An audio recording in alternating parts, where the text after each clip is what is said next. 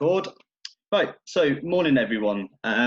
Welcome to the webinar that we're kindly hosting in partnership with HEW. So it's my pleasure to be able to introduce to you today Helen Williams and Lauren Brady as our guest speakers. So they will be taking us through Health, Your Vital Organ for Business. Looks like a very interesting topic, having read the overview, so I'm looking forward to hearing the presentation myself. Before I do hand over into the presentation, I would just like to remind participants that during the presentation, if you can just place yourselves on mute, please. It will just assist with background noise and allow full attention to be on the speakers themselves. Once the presentation has been concluded, I'll come back at the end and can manage a question and answer session that we can put forward to both Helen and Lauren. There is a chat function as well within Zoom, so please feel free to contribute whilst the section is going ahead through the chat function. But without further ado, I will place myself on mute and I will hand over to Helen and Lauren. So thank you. Excellent, thanks Tom. So for those of you that don't know me, I'm Helen, the founder of HEW, which is Helping Entrepreneurs Win. It's basically a personal and business development coaching business for individuals, corporates and business owners as well. Lauren is my business partner that's been with me in the business since January of this year. So we've had quite an interesting time and quite an interesting integration of working together and getting things up and running and straight online before we've even had a chance to breathe. I'm sure all of you understand all of that. I don't need to go into that any further. But yeah, a little bit of background about the webinar itself, really. I'm not going to go too much into the business. Apart from that, you can check us out online if you're not already familiar with us. Check out the website at helpingentrepreneurswin.com. But a bit of background about the webinar itself. So this is the first pillar of HEW is health. The second, as you can see on the screen there, is excellence. And the third, yeah, believe it or not, it's wealth, then in the third column there as well.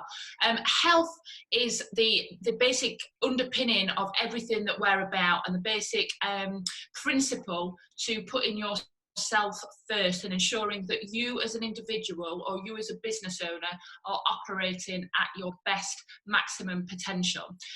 Reason being is I'm going to introduce my take on health first and foremost, and then introduce Lauren into the mix to do the same. But I come from a corporate background, like many of you on this call as well. I've been up in Yorkshire in the corporate industry for a number of years, and then went down to London as well. I've always actually prioritised my health. I've always been quite disciplined, you know, used to go to the gym or swimming before work in the morning, but actually just focused on that one area, and it was just working out. And it was a little bit of a double-edged sword for me, because I just used to put all the focus onto my fitness, and it was so I was obsessed with it. In a time, I always got the sort of the labeling of the fact that I'm too skinny, and you know, always got sort of commented on in that respect. So it was a double-edged sword between what I was actually doing and unaware of what I was doing, to then what relationship I even had with myself and with, you know, how other people perceived me as well. Then what happened is the more developed I became in my corporate career, the better I did. The more you climb up the career ladder, or the slippery slope, whichever which way you want to look at it, my health went on the back burner. I had little or no time to put any emphasis on myself. I didn't get to the gym. I wasn't eating correctly. Stress took over. The responsibility just got too much, and I literally was deteriorating before my own eyes, and it literally became the straw that broke the camel's back of me coming out of that toxic environment to actually then view what was important to me and how I was actually then needing to take control, and health being the epitomization overall of that. So that was my introduction to how important our health and our awareness is around our health when it comes to us as individuals and us within the working environment. Lauren's got a very, very different take on this, so I want to introduce Lauren into this as well now. Hi everyone. So for me, it was completely the opposite of Helen in that I actually started working for myself. I started out my entrepreneurial journey really quite young. Straight out of university, I was 20, 21 when I opened my first company. And I was so glad that I was young because I was full of energy, full of beans, and also I had dead little fear. If I could go back and speak to myself again, it would have been, the conversation would have been, come on, like you've got nothing to stop you here and nothing was holding me back.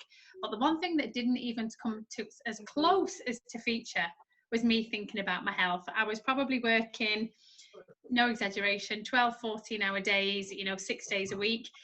So it meant my food mainly came out of places that delivered to our office or picking up late at the end of the evening. I certainly wasn't prioritising, like Helen was saying there, going to the gym or swimming or anything like that. Probably my exercise was walking to and from client meetings, presentations, all of the things that I needed to do at the time.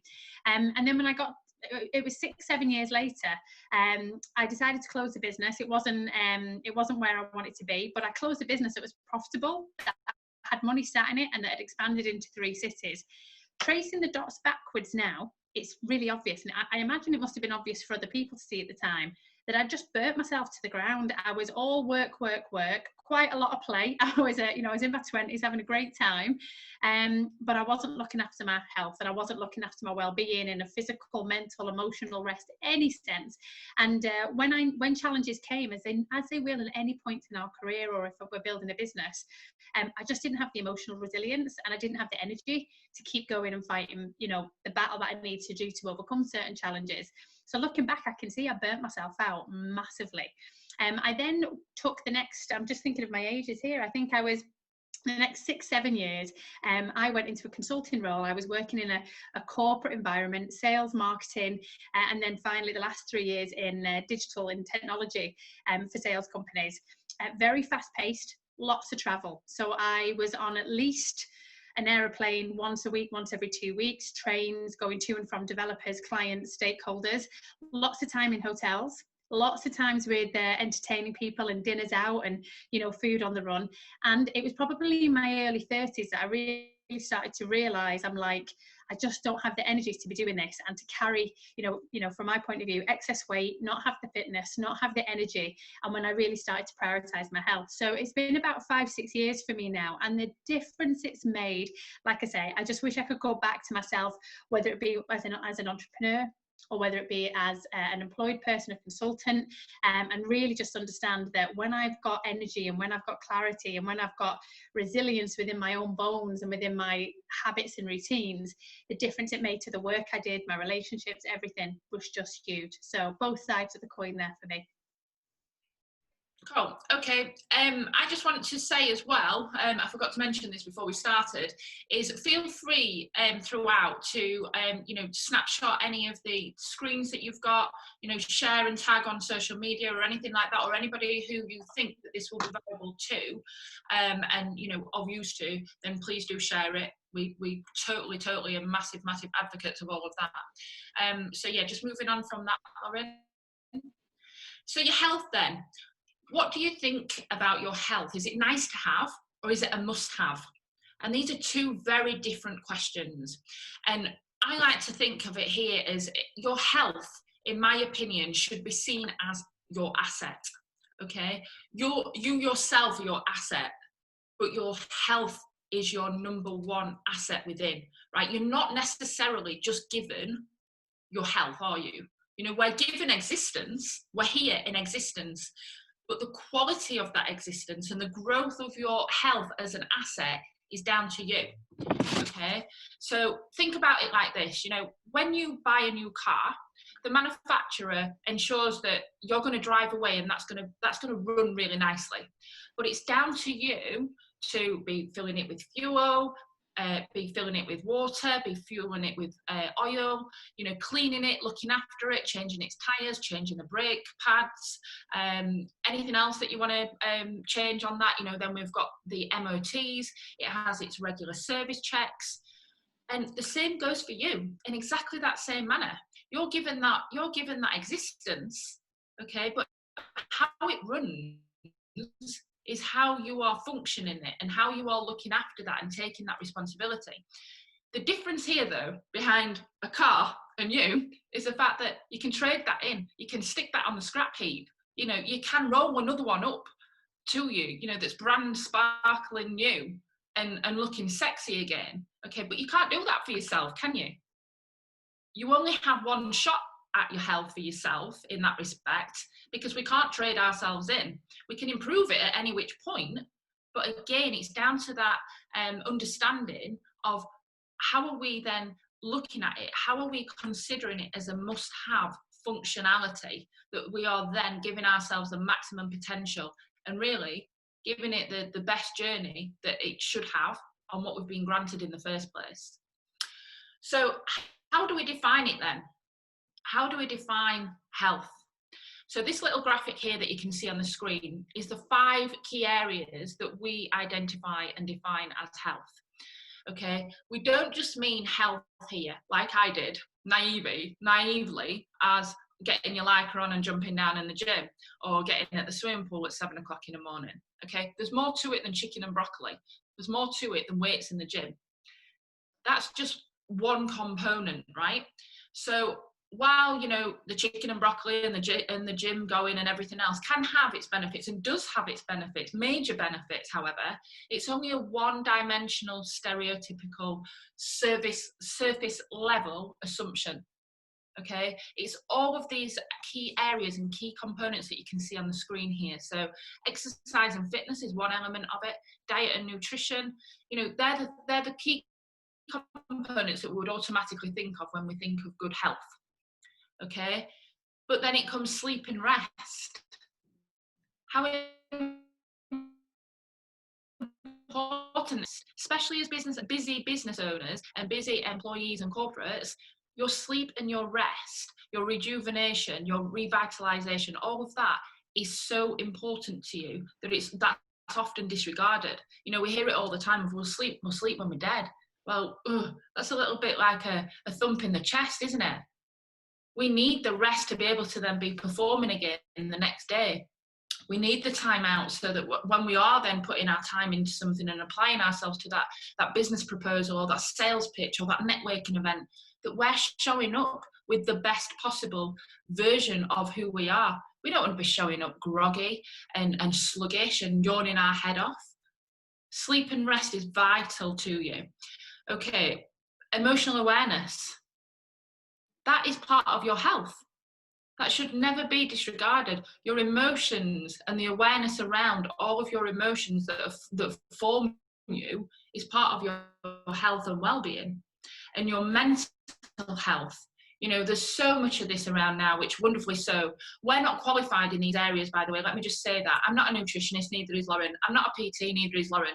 We're not a mental health practitioner, and neither is Lauren. What we do, we just champion all of these areas because we know how fundamentally vital they are to you to perform as the best individual and the best business owner that you can possibly be.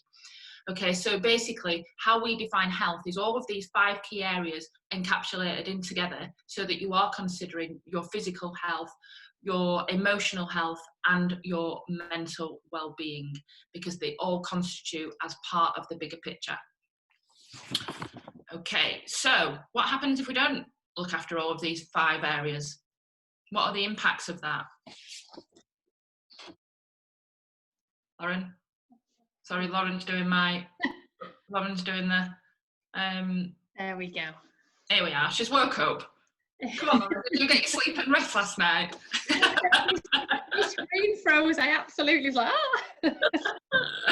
Oh dear. So how does it impact you then? What are the impacts and the risks? And this little demonstration here, again on the screen, sums it up really nicely. But the fact is, we're all guilty of compartmentalising everything in our areas and segregating areas of our lives. And this actually just piles on the impact even more, because our business, our relationships, our emotions, our health, our well-being, our friendship circles, they're not all mutually exclusive to each other. They all need to flow in together in a positive interweave. Okay, it's a given fact that, you know, if we're if we're feeling good and happy within ourselves, and you know we've got a good setup at home, and we're happy in our relationship and our personal life, we've got some good people around us and good friends, that automatically spills into the workplace. You can just see it, can't you, with your colleagues and your work people, that when people are happy and genuinely happy in their life, they bring that into the office. Think of that on the cusp side of that, though, on the flip side of it. If you know that somebody is suffering in some way, and it can be for a whole host of reasons, but if it's something where we can identify within their health, that also then spills into the workplace. And then again, you know when your significant other, your partner, even yourself, you know when you've had a bad day at the office, or you've had a bad week at the office, or even a bad month at the office, and it's like really taking off. You know when that's spilling into your home life and your personal life, because the energy goes with you, and whether that's in a positive flow or a negative flow, that is with you. You're carrying that around. Okay, so it can't be seen as separate compartments. We need to ensure that everything is working together nicely. So as you can see, the emotions, the clarity, the decision making, all of these things are key areas in business. When we don't think that emotions are, they totally are, because our emotions link in directly with how good we are at making decisions. Are we succinct? Are we confident in our decision making? Are we clear in what we're actually doing with our strategy? Are we applying ourselves with that conviction? All of them interlink. Okay, so what I need you to be aware of is how impactful that link is. Okay, and impacts here is just within these areas, right? This is not even taking into consideration neglecting your health and what that does over the physical ailments and elements that can bring about.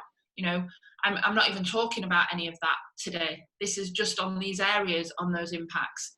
Okay, and think about it from, if you're a business owner or if you are running a team, productivity and managing the absenteeism or presenteeism is your responsibility.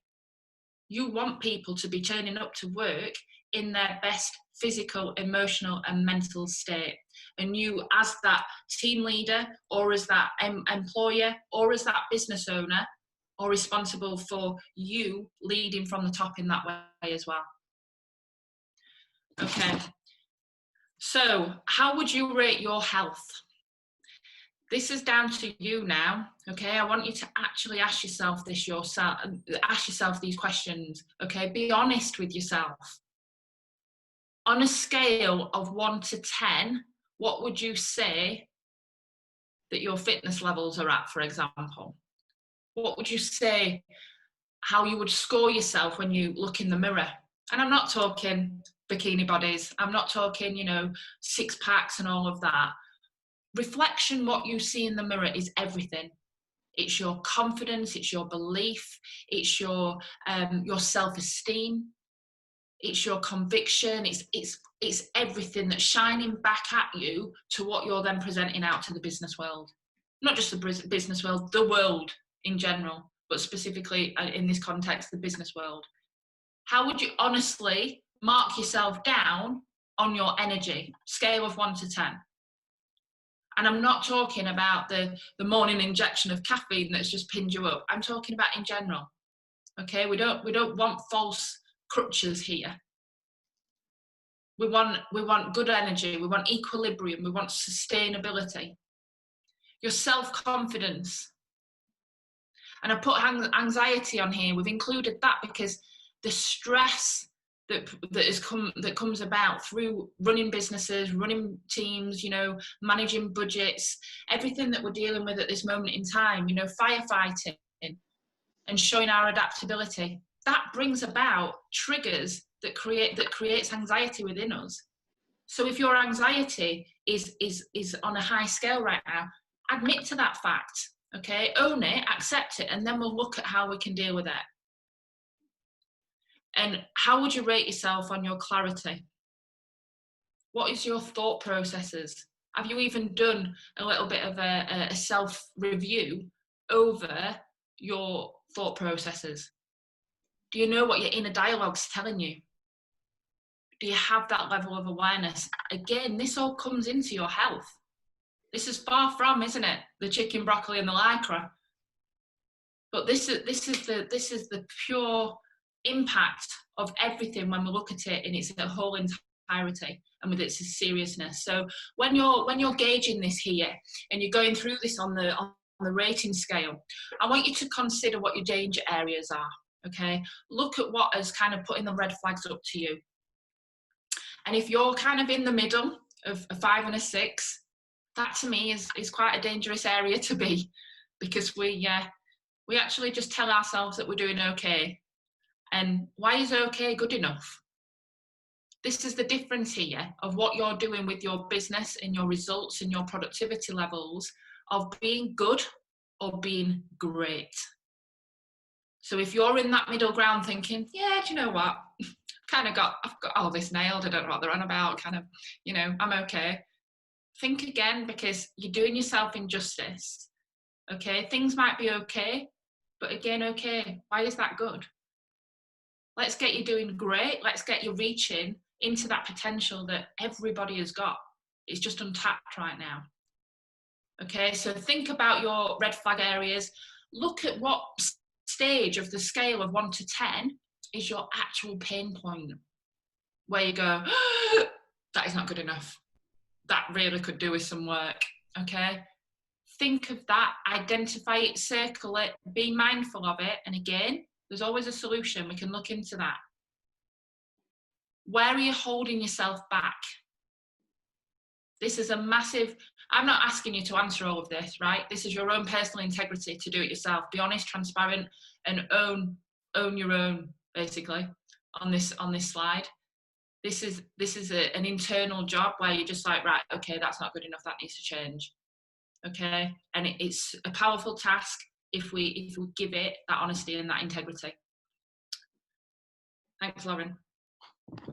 Okay, so over to the impact. So, Helen's taken us through, that awareness and understanding where we currently sit. And at the moment, I think particularly coming out of the last few months, and we all are very aware that the situation that we're all facing, we may be coming out of lockdown, but we know it's far from over and completely done with. The last thing that we want to do, as Helen rightly said, is we're not championing here live on chicken and broccoli, go to the gym 7 days a week, and have no fun. And the last thing that we do want to do is fill you with fear and dread. But what we can't do as business leaders, as business owners, is we can't ignore consequences, and we can't ignore the impact that this will have.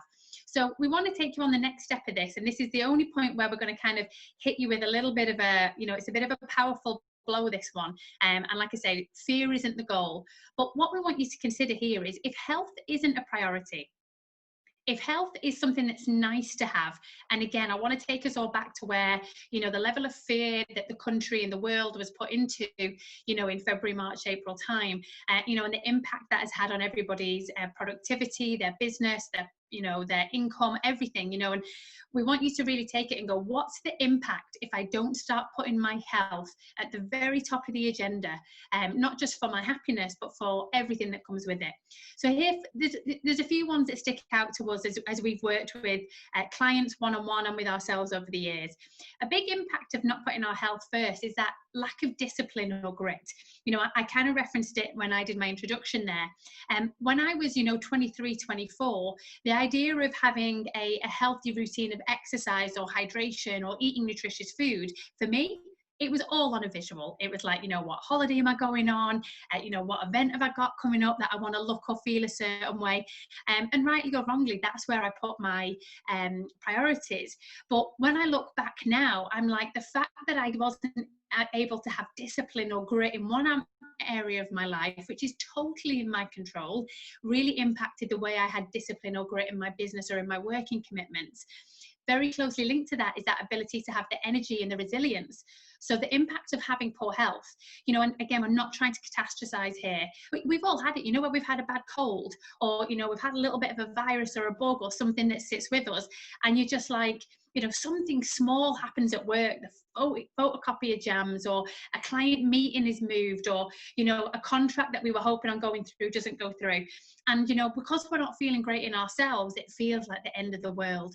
If we look at that as an impact on an ongoing basis, you know, the bottom two that we've got on the screen here, if you are the head of a business or the head of a department and your health suffers, who will run that business? Will you be replaced? Can you be replaced? Who will be able to provide for your family on a day-to-day and a month-to-month basis?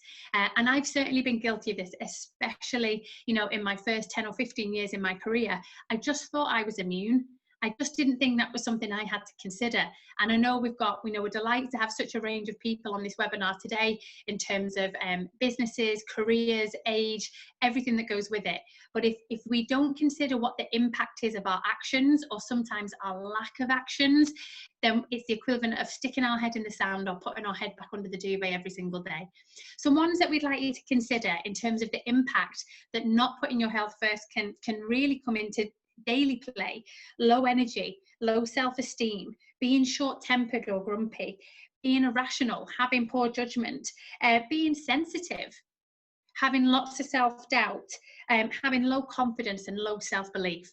Sometimes when we recognize, if any of those things that I've said there, you recognize within yourself today, or within your behavior, or maybe within someone else in your team, sometimes we don't automatically go to, how is their health? You know, are they someone who's rested? Are they exercising? Are they eating things, you know, that aren't going to live in a cupboard or a storage bunker for 7 years? You know, what's the impact and what's the risk to me and my business and to my team if I don't put this as a priority? Okay, the great news is, and like I say, we don't want to dwell on fear, and we're certainly not here to put the heebie-jeebies up anyone, but you are the driver. You know, it's something that we, I can't imagine a day has gone past in the last 6 months where we've not said this to clients or to audience like yourselves. You first is absolutely vital. You're the driver and you are in charge of the sat nav. So, you know, if again, Helen used that analogy at the start there, when we buy a new car and it comes off the, you know, it comes off the forecourt and it's shiny new and it's brilliant. We have that opportunity within ourselves as human every single day. And what we have to take that responsibility for is, not only are we the driver, we are in charge of where we're going. And, you know, this is sometimes where, again, if certain things are landing with you today as we're chatting through them, sometimes it lands with us in an irritable way because we know it's true. And because we know that, you know, this is not something that I can outsource. You know, we're big believers in working to your strengths. If it's something that, you know, you can't move forward in a project or in your business, and someone else can, and it's, you know, it's within that budget, outsource it and get someone else to do it. When it comes to your health, you are the driver. You are the one who decides what goes into your priorities, what goes into your nutrition, what goes into your rest. Sometimes in the world that we live and the busyness and, you know, everything that goes on around us as, you know, as business leaders, as heads of departments, it can feel like it's not up to us anymore. You know, other people are vying for our time, other people are vying for our energy. But what we all know, and we've got to take responsibility for, is I am the driver and I'm also in charge of the sat nav. So you first and your responsibility. Okay. Solutions then. All right, we've had a chat about, you know, the impact of health, what our priorities are. The great thing, as we've just said there, with you being the driver of that car, is the solution comes from you. And it's, again, it's that very simple, but sometimes the simplest things, as most of us know in business, done incredibly well, is what gets that needle to move further on. The solution starts with you, and it's an internal game. You know, Helen mentioned it there on one of the points she was covering, is that a lot of this is an internal battle, okay? Especially in today's age, Google can solve all of our external problems, but Google can't solve the internal ones. So if we wanted to Google, you know, what kind of things, you know, should we eat for our health, or what exercise can I do, you know, to increase my mobility, or to increase my, maybe it's your, you know, cardiovascular, or any of those kind of questions, we whack that into Google. An external problem can be solved by someone else, or by, you know, looking for more information.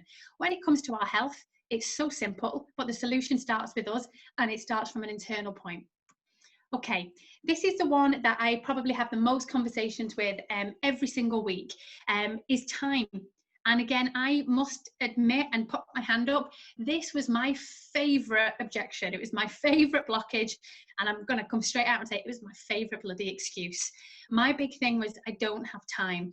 I remember this being explained to me by loads of people over the years. And the more people I looked at who were successful, who were productive, you know, who really got stuff done, they didn't ping about. You know, you guys have all made a commitment and a decision to be on this webinar today. We know the webinar is going to be, you know, no more than 1 hour. You've scheduled it in, you've done your work beforehand. I'm guessing most people are getting ready for lunch, you know, when we jump off here in, you know, 20, 30 minutes. And you have scheduled things so that your morning and your day runs well. Here's the thing. Is your health, if it's genuinely a priority, does it make it into your schedule? The one that landed with me so clearly a few years ago was someone saying to me, you know, it's just 1 hour a day. And I'm like, do you know how much I've got on to do today? Do you know how many people I have to be responsible for, or how many tasks I've done? And then when someone pointed out to me, it was a personal trainer, it was a fitness expert who said, you know, 1 hour is 4% of your day, Lauren. And I was like, oh, never really thought of it like that. And then when I look at it compared to what I do give 1 hour to, whether it be screen time on social media, whether it be reading, you know, news websites, or, you know, gosh knows what, the emails come into my inbox, whether it be, you know, another 45 minutes of that Netflix show, you know, that I just have to cram in, so that means I'm not asleep at the time I want to, so my rest and my sleep don't get the priority. And I've left this one on screen here, and I would be, if there's only one picture that you take of this presentation, please grab your phone out and take a picture of this, because often the mistake is this one. Don't let your schedule dictate your priorities. Let your priorities dictate your schedule. And when you break that up and see it the way that it was broken down there for me, I'm like, absolutely. So if your priority is, you know, getting a 20 or a 30-minute workout in, if your priority is making sure that you sleep 7-8 hours a day, you know, you may have young children, you may have, you know, elderly parents that you care for. There could be so many things that we all have outside of our business and outside of our professional lives that are absolutely our priorities, and we schedule them. Your health, we just looked at what's the outcome, what's the consequence, what's the risk if we don't take care of our health. So if we don't want those consequences to come and bite us in the ass, we need to schedule it so that we put the time and the effort in. But if your health is your priority, get it in your diary. Do you need 15 minutes a day to prep your lunch? I know so many of us are at home at the moment, but you know, when you look back at it and go, how many of us grab a quick sandwich or a sugary snack? You know, how many of us prioritize putting time into the shopping list so that we've got fresh fruit and fresh vegetables to consume? How many of us prioritize making sure that we have the adequate amount of sleep? How many of us prioritize a 10 or a 15-minute meditation before we get absorbed by emails or social media? So let your priorities dictate your schedule, not the other way around. Okay, over to you, Helen. Awesome, thank you so much. One that I really love on there as well, that Lauren and I cover a lot in our branding, is don't see your workout as part of your workload. I know that's just specific for workouts, not just the scheduling, but yeah, your workout not as part of your workload. So just remember that one as well. It's a great reminder. So habits and routines then, as Lauren's just said nicely. Firstly, I want to ask you if you know what the main competitor is to Netflix. And I was told this in another business seminar actually. It's not Sky. It's not all the BT Sport or anything else that you think it is. The main competitor to Netflix is sleep. I mean, that in itself just goes to show how much they're stealing from you every time you sit in front of it, and think of that impact that is having on your life and your business when you're going through the binge of Netflix. I avoid it actually. My TV is very, very rarely on, and if I do, it's a conscious hour that I've scheduled in, or a movie time that I've scheduled in, that I actually use it. I'm sure it would be cheaper to just have a membership at a cinema or something like that than it would having whatever I've got hung on the wall here and whatever we pay for it. It's ridiculous. But anyway, habits and routines. Start with the basics, okay? And this is where it's not rocket science here. You know, me and Lauren have not created something that's brand new and revolutionary here. These are the basics that we often kid ourselves about. We don't take full responsibility of. You know, we know how it is, right? People will say, yeah, you know, I'm all right. I'm relatively healthy. I'm relatively fit. But don't say that you're already doing things and that you're already looking after yourself if you're not really. If it's just a little bit of an attempt or a little bit of a toe dip in the water. You know, we know how it is. We work with individuals and business owners and corporates all of the time, right? And people say that they're prioritising the health, or they think that they're prioritising the health, but they're really convincing themselves that they are. And that's a huge difference if you're convincing yourself or you're actually then applying yourself within those responsibilities. So your habits and your routines is basically having a look now at your input and what that is giving you as output. Again, we're not, you know, I'm not going to give you some algebraic magic formula here. It's simple. Input equals output. That is it. Look at it in that way. So look at yourself in terms of, are you happy with the output that you're giving yourself right now? Are you happy with what you've got? Are you happy with the levels? Like, go back to that rating slide that we had. If you're happy with that output, you must be putting the relative amount of good input in there. If not, something's got to change. Think of it as that simple formula. Right, success or happiness doesn't come to us, by the way, just by like striking gold on one singular secret. You speak to anyone in business or in high profile professional roles, and they will tell you that when it's coming to look at success formulas and, you know, what it actually takes to be successful, it's a combination of several different things that all contribute into the one larger picture and the one larger formula. And daily habits and routines is one of the key things that comes up time and time and time again. You know, we spoke about, or Lauren just touched upon, about working to our strengths. Not all of us are natural salespeople. It's arguable that you can learn that behaviour and you can learn the traits of what you need for that. Not all of us are natural when it comes to creative flair. Not all of us have an analytical brain.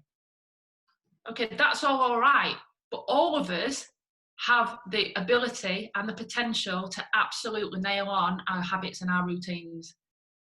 Like Lauren said, we can outsource all of the other stuff that we might not be as good at, but our habits and our routines is definitely learned behaviour that we can all be responsible for. Okay, I want you to start looking at your health in the same way as the success formula being a combination of all different things. Take it as though, you know, you're concocting a recipe. A recipe needs all several different ingredients. You don't throw everything into the pan all in one go, do you? You know, you need a little sprinkle of this, you need a little dabble of this. You know, this goes on for a little amount of time. This one needs a bit longer. Think of your health in that same way. Throw a little bit of kind of your diet and your nutrition into the mix. Look at your sleep and your rest. Look at your mental well-being. Think of it in that way and start looking at how you can like concoct that recipe that's going to work for you for the output level that you desire and your business needs from you. Lauren, that's it. Cool. Transferable benefits then into your business. Again, beautiful looking slide here, which has all then been concocted into the 4 areas here. So just to take it into this, right? Your direction is set now. If you are looking at taking responsibility of your health, you're setting your direction. This is non-negotiable. This is saying that I'm on this journey and nothing's taking me off it. Okay, you're focusing in on the fact that you can have that clarity over your thoughts and that you can put your mind to any of the challenges. You're starting to accept the fact that, you know, you're working towards that feel-good factor. You're increasing your self-worth and your self-confidence. All of these are what we've talked about the transferable benefits, which will show as demonstrating in your business, how you're showing up in business. We've said earlier about, you know, at a networking event, or showing up for a presentation or a sales pitch, or you've got a board meeting, if you are turning up with that right level of energy, you know, you're feeling good, you're feeling confident in yourself, that could have come from another arena. It's your home, it's your personal life. You know, you could have walked out of the gym that morning. You could have been working with a good group of friends on some like yoga and meditation exercises, whatever it is. You're then bringing that through, remember, spilling it through into what you're then doing as your business task and your responsibility in hand. And again, the accountability here, I said, lead from the top, lead from the front, be the right example. Show yourself that, you know, you're taking the responsibility, you're valuing your health, and you're also then championing it for everybody else around you. Be that positive ripple effect that you can have for yourself and for your team, and also think about it from an external stakeholder impact here of for your customers. Because how do your customers or potential target audience view you? Are they looking at you as though, you know, you've got your direction set? Are they looking at you and saying, yeah, you're very disciplined and you're resilient and you're confident and, you know, you back yourself and you've got that worth? Are they looking at you and respecting the fact that you always keep yourself accountable and you stick to your schedule? You've got your boundaries set, and you and they know exactly what you say you're going to do, you do. And that is so important, how people perceive us. We might think, oh, you know, I can't be asked to do that. It's, you know, it's my health, I'm okay, I'm just ticking along nicely. But the more you elevate yourself and take that on, other people see that. You increase that vibrancy, you increase that frequency, and people tune into that. And that gives you not only the self-respect, gives you respect from an external element as well.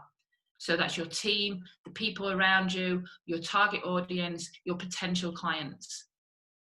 Think about the you being that positive beacon, attracting everybody else in, and that's where you can really be that beacon of change. So taking a positive step forward then. So we've looked at self-awareness, we've looked at a couple of solutions there, and it is now about change. What needs to change for you? What is it, what you're saying in your daily lives, your routines, your workplace environment? You know, what needs to change? Look at your habits, look at your current habits, and I'm not just talking about the remote control and Netflix at home. Think about your working environment. Again, when you're back in the office, or, you know, back in kind of whatever normal life was pre-lockdown, how do you fuel yourself throughout the day? What foods and snacks are you dependent on? Is it a grab and go on the way to the office in the morning? Is it fast food? Are we taking part in Donut Monday, Cookie Tuesday, Cupcake Wednesday? I don't know, everything that kind of, there seems to just be a constant cake stand in some offices for some reason. I know that was the case in several of my offices. But convenience eating, fast food, not really being sort of consciously in control of what we're consuming.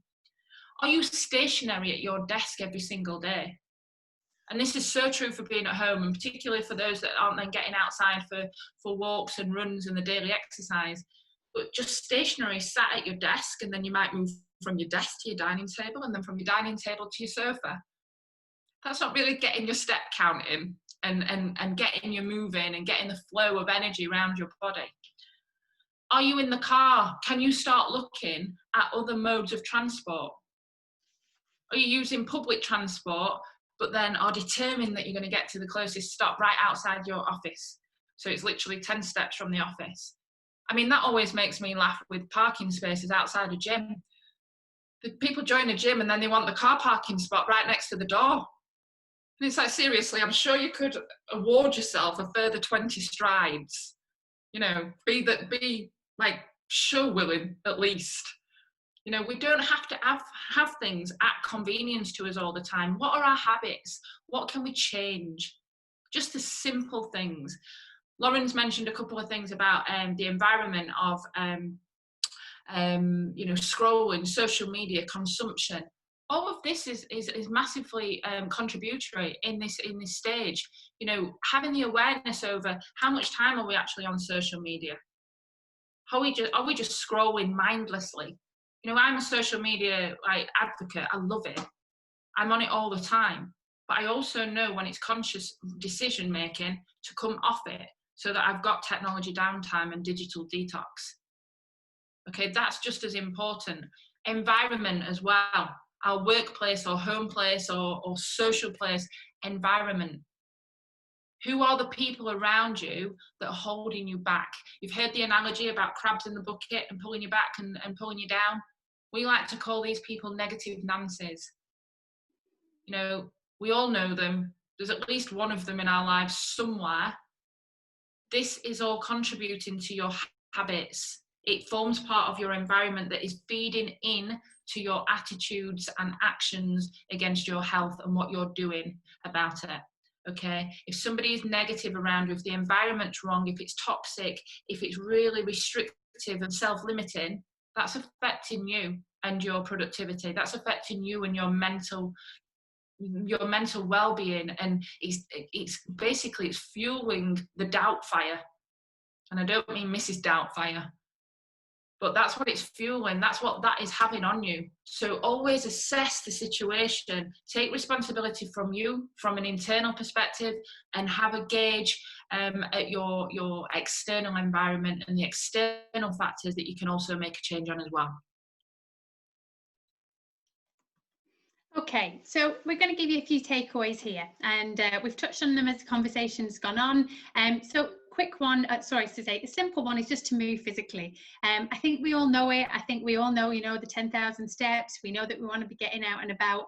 Let's go back to what we said there about putting your priorities into your schedule. Are you moving physically every day? Let's forget, the broccoli and chicken and weightlifting thing that we might have in our head as a barrier to entry. Moving physically cannot be underestimated. Other things you can do today, feed your mind with positives. You guys have taken a great step. You've jumped on this webinar today. We're delighted to have you, and we hope this is just one of many positives that you feed your mind and your environment with over the course of this day and this week. But that we have so much at our disposal these days, whether it be audiobooks, whether it be podcasts, whether it be, old school reading a paper book. But what can you do today for your health, for your mental well-being, for your growth, that feeds you with positives? I can tell you from personal experience, I stopped watching the news a few years ago. It was a great business tip that someone gave me. They said, can you do anything about it? No. Does it make you feel like you are in control, or does it give you any positives today? And I'm like, not really. And they're like, just so you know, when there's something big, other people will tell you. And I found this massively helpful at the start of this pandemic, and when lockdown came in. I just stopped watching the news. People have to tell me, did you read this story? Did you hear that? And, those close to me now, no, you haven't read that, have you? I go, no, but I know if I need to know it, someone will tell me. But feeding your mind with positives is a huge one for your health. And the third one there is your environment. Helen's covered it, so I won't talk too much there. But understand is that there are some times when we can't control our environment. We can't control, we certainly can't control the weather. We certainly can't control, what comes out of other people's actions or what words they use or their attitude. But we can control how much we put ourselves in that environment. Helen said there, we use that word negative Nancy's. Another way to think about it for your health is a drainer or a radiator. Are you next to someone who radiates positivity, who prioritizes health, who prioritizes well-being, who is positive about, their growth and their mentality? That those people are radiators. I bet as I'm saying it, you're all thinking of who that is in your life. It might be your business partner, your life partner. It might be your boss. It might be your family friend. It could be anyone. The other side of that are those drainers.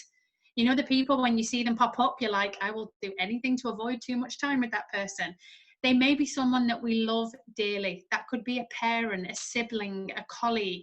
But what we have to remember with our environment, if you are with lots and lots of drainers, what have you got left for you? You first. Remember, you're the driver. You're in the car. Your destination sat nav. So these are really simple things that you can do today and every day. Okay, start the momentum. It just starts with taking action. Helen touched on it there in terms of it's one thing awareness, It's one thing having the choice, but we've got to take action and start the momentum. Next thing is get a structure that is constructive. And this is something I can say hand on heart that I think if you are past the age of maybe 25 or 35, we've all made this mistake at some point. I'm not eating any more of this. I'm never drinking alcohol again. I'm never staying up past 10 p.m. And it's a takeaway thing. I'm taking out this, I'm taking out that, I'm restricting that. And I think, again, it's common sense when we look at it, but it can be easy to do, is that get a structure that is helpful. Maybe rather than looking at taking too much away, look at adding things in. So I'm going to add in a 10-minute meditation. I'm going to add in, fruit at 3 p.m. instead of a chocolate bar at 3 p.m. I'm going to add in a litre of water before lunch and a litre of water after lunch. So get a structure that is constructive. And especially at the moment, so much is happening around us, that we don't have control over. When the world is opening up retail, when the world is opening up our offices, all of these things. But what we can do is we can get hold of a structure that works for us today. We're not saying that has to be it forever. I had a conversation with someone that there's no point me going for a walk every day, because when the office opens again, I won't be able to get that in. And at the time I was gobsmacked, but I guess this is a block that a lot of us can do at times. We plan ahead for 6 months' time rather than looking at what we can do today. If you've got that time to close your laptop for 20 minutes and go for a walk around where you live, that's a constructive habit that you can do today. And the third thing there is back yourself. Okay, there will be negative Nancy's. There will be people who want to, that crab in the bucket analogy, who bring you back down. That doesn't mean they don't want the best for you. Often it's the people who we love the very most. They just might be a bit scared that if you change, you're going to expect them to change as well. And that's another conversation, another battle for another day. But what you can do today with yourself is back yourself, taking that responsibility and going, we're all grown adults. We've understood what the consequences are and the risks are if we don't do this. We know the benefits for our health, our energy, our business, our work. I'm going to back myself and I'm going to get it done. Okay, things to avoid. Because it's all well and good having, we know what the plan is. It's also kind of knowing where are the speed bumps, where are the speed cameras, and where are the toll roads. Avoid comparison. What works for someone else, they might be on a different journey. They might be on a different part of the road than you are currently at. Comparing that, one person does CrossFit, so I need to do that. Comparing someone's running ultra marathon, so there's no point me even attempting a couch to 5K. Imagine how all those things, when you compare, can really do you in and really take you out. Another one there is scrolling. We touched on it there with the social media. Scrolling is a big form of procrastination. Often we're procrastinating because we're stressed. We've only touched on the very, top of it there in terms of how having a good, healthy relationship with exercise and food and everything we've come through can really impact our stress level. Scrolling only increases our stress level. Avoid overcomplicating it.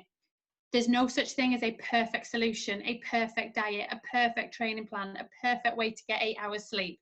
If we overcomplicate it, we're going to stay on the sidelines doing absolutely nothing about it and just comparing and scrolling and comparing and scrolling and overcomplicating it.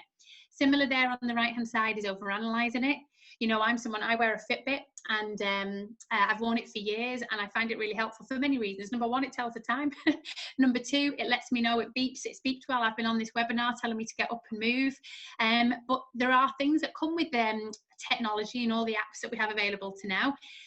When I've had a good night's sleep, looking at my Fitbit app, and then my Fitbit app actually tells me my sleep score today was under 80. And then I could be over-analysing it. You know what I do know? I had a good amount of sleep. I felt good when I woke up. I've had a litre of water. I've hydrated. I don't need to over-analyse it. I just need to take action and keep going. Avoiding fake perceptions. Okay, so me and Helen are big advocates of this.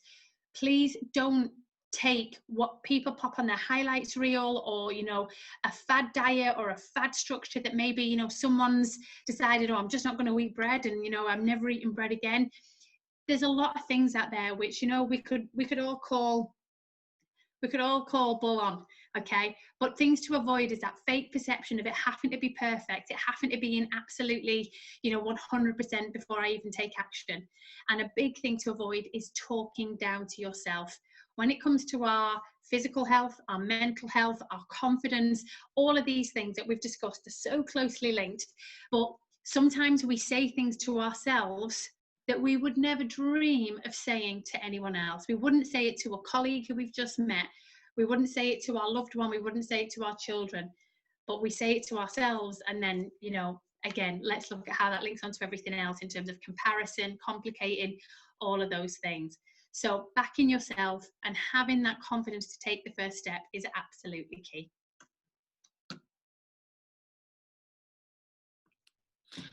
Wonderful, thank you, Lauren. So yeah, this is just the final slide then, everyone. So thank you for your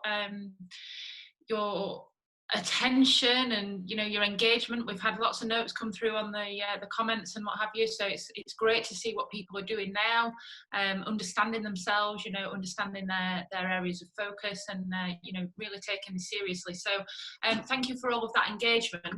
What we want you to do is, like what Lauren's just said, you know, take control. We've done massive amount on here in terms of awareness, but what I do want to just reiterate on here is we've covered a lot of things here that are just like getting back to basics. There's like I've said, there's no rocket science in any of this. However, there's a difference between you all knowing it and then you all implementing it. But it's the implementation of the smallest things that can make the biggest differences. And that's what we're all about, is getting your the ducks in a row for, you know, what can actually then benefit you and what can benefit your business. And if we start looking at the larger picture of things, of what you want to achieve and what you actually are currently at a level of operation at, and how we can then up that and increase it, that's what we're all about. It's marginal gains for the bigger picture. Okay, so guys, hashtag you first. You can see us all on the social media platforms down there as demonstrated. We also have a podcast out as well for any of you that aren't aware of that. So tune into that. It's called Who Wants to Be an Entrepreneur. We have guest interviews on that on there as well, on the series of what it takes. So understanding from people that have been in business, that are in business, that have failed in business, that have succeeded in business, in terms of, you know, their success areas, you know, what they have benefited from, how they would do things differently. One thing I will say is that nearly every single person on here agrees with the fact of how valuable their health is to their bigger picture of goal when it comes to business, whether it comes to their corporate life, anything that it is. They understand the value of themselves, and it really, really drives home our message here of hashtag you first. So guys, follow us on socials. If you've taken any pictures today, do tag us and tag the Sheffield Chamber of Commerce as well. You know, follow us and see what else we're up to and how we can help you. This is the first of the 3-part series that we're running in association with the Chamber. We do have the second webinar on the 7th of July, which is mindsets. We're looking at how we can take you from survival to thriving in business, all about understanding your mindset. So that's going one step further than what we've covered on your awareness and everything today around your health.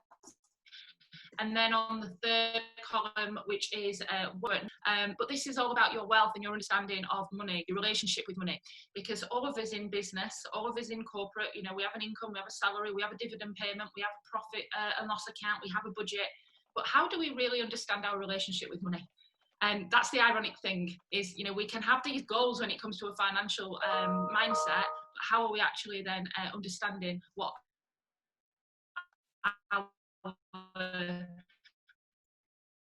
mindset is, our money blueprint is to the financial situation. So that's it from me. Any questions? I'm going to hand you back over to Tom.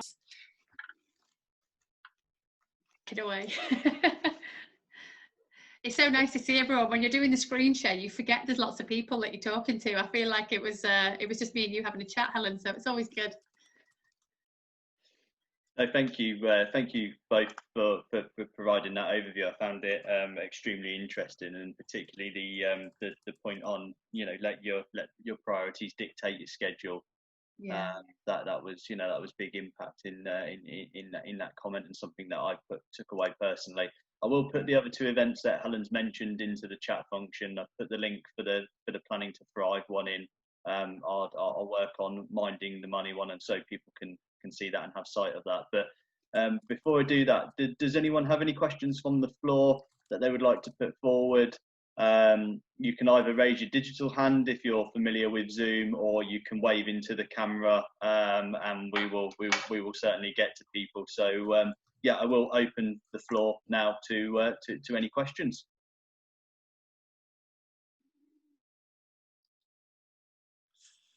In the absence of yeah, I mean that must be that the seminar was extremely comprehensive in that, right then, Helen and Lauren. I haven't seen any digital hands rise and any waving hands into a camera. So what I will do, I will put the Minding Your Money seminar now, which is on the 14th of July, into the chat box. In terms of that is literally just coming through to everyone now, so you've got sight of that, so you can book onto to those seminars. There's a range of other events taking place through as well on the Sheffield Chamber of Commerce website, so just simply navigate to scci.org.uk. There's I mean, there are 2 of 38 events that are running through the calendar at the moment, so we've got plenty for you all to tap into. I hope everyone has enjoyed the seminar this morning. I know I certainly have. Again, normally I guess it's customary to thank our speakers. In terms of a physical environment, that's a lot easier when we can do a round of applause. But we can do reactions and a round of applause digitally. So thank you very much for Helen and Lauren for taking the time to join us. More importantly, thank you to yourselves for taking the time to join us. As I say, the webinar will be downloaded and it will be uploaded to the Sheffield Chamber of Commerce YouTube channel, so you can access that after and play back all of the content that you've seen today. But with that said, thank you very much, and I will draw the seminar to a close. Thanks, Tom. Thanks, everyone. Thank you, Tom.